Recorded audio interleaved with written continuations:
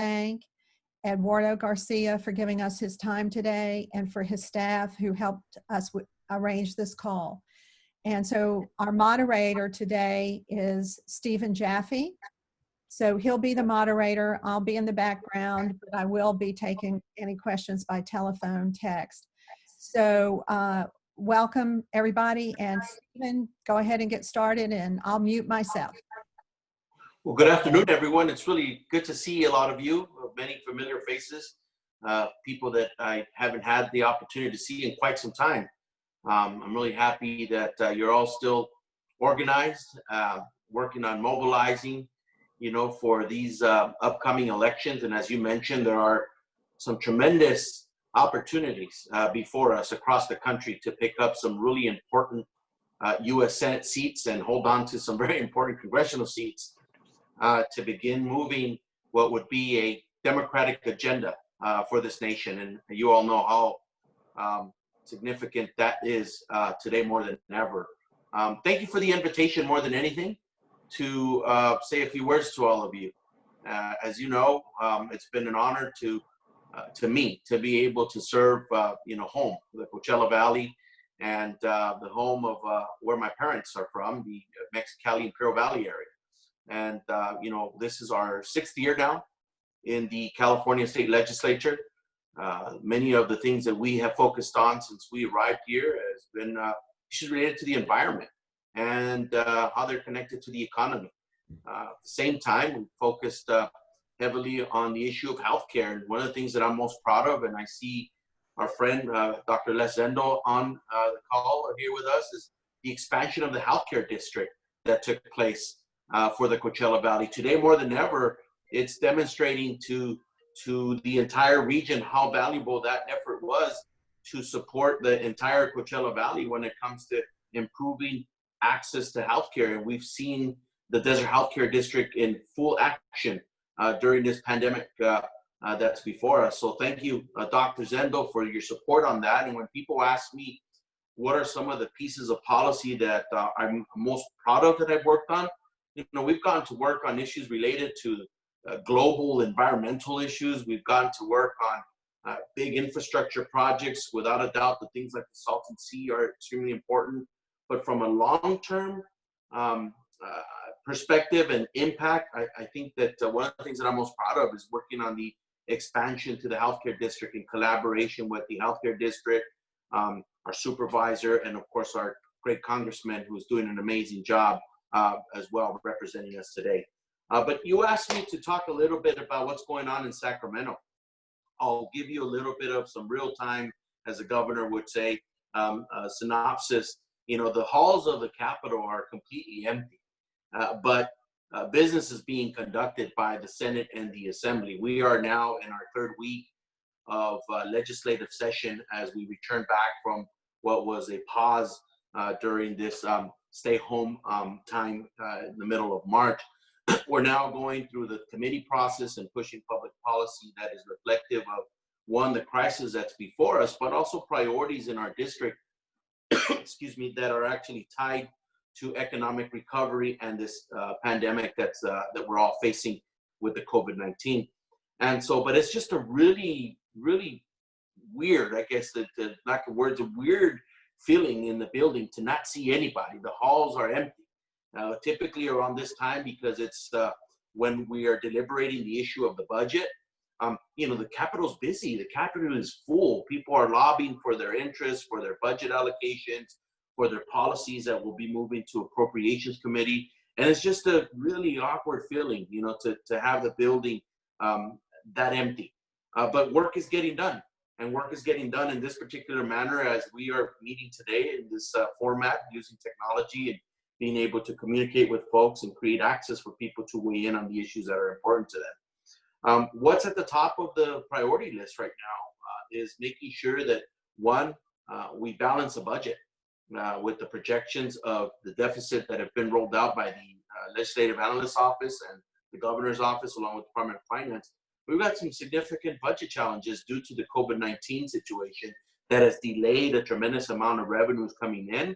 And then, of course, that we will not see a significant amount of revenues coming in because of the shutdown of our economy, whether it be our small businesses, our larger businesses, and all of the revenues that the state of California depends on. And so we're going to have some really challenging decisions to make in the coming weeks as it relates to balancing this budget and, of course, the one for next year. But at the focus of everything is continuing to deploy a strategy that is statewide to make sure that we keep people safe, and ultimately that we continue to increase the level of capacity in our health infrastructure to be able to take care of people in the case that we continue to see surges of this virus impacting Californians. And so I think it's fair to say that the governor has done a tremendous job in responding to this crisis ahead of many of the other states, certainly including the federal government, and how we've been able to curtail and begin to flatten the curve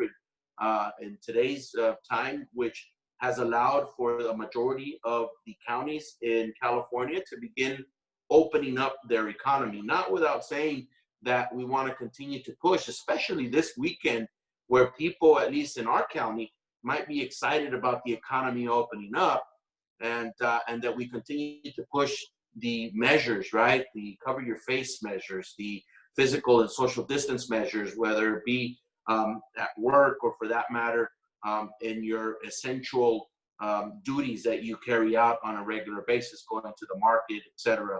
And so we want to make sure that people don't get too relaxed because we still are not out of the woods, as they would say.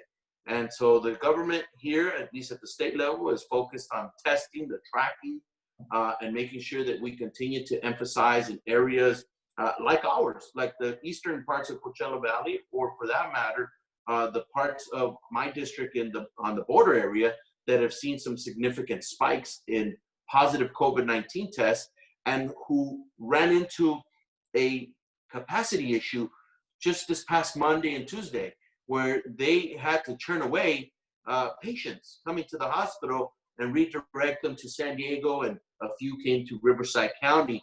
A scary situation that I can tell you, as of today, the 80-bed emergency facility has been set up at the Imperial Valley College to be able to handle what would potentially be an additional surge at the hospitals, similar to the one that we have at the Indio Fairgrounds.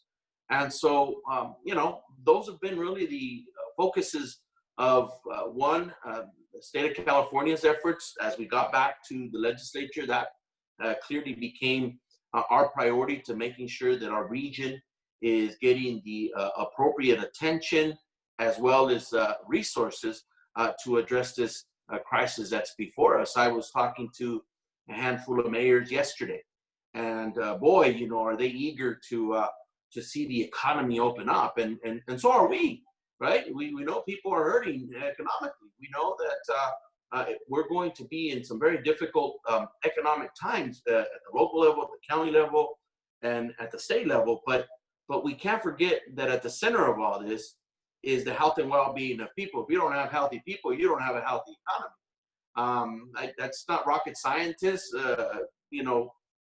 thinking. That's just common sense. And there's a way to open up our economy and keep people safe at the same time. And that's by continuing to enforce, those safeguards that are in place, that the state put in place, and that I'm very glad to see that just about every city now in the Coachella Valley has also adopted some type of safeguard policy to cover your face, continue to promote the physical distance policies, and slowly begin to open up some of the businesses that are now part of the phase 2.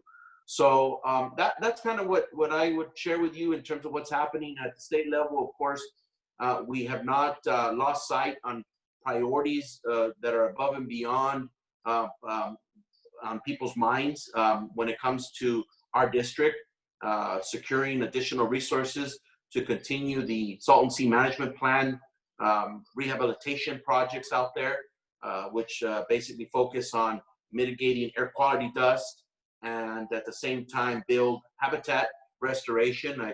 I would love to share with you that we're close to building some of the projects that could eventually lead to some economic development, and I'll share with you that in the subcommittees that were in session this week, the North Lake Plan that the County of Riverside has put together and has been adopted by the Salton Sea Authority, which is an organization with Imperial Valley, Tribal, and Coachella Valley leadership, is getting some money to be able to begin the design and engineering work, which truly could turn into an economic development opportunity for the north part of the Salton Sea.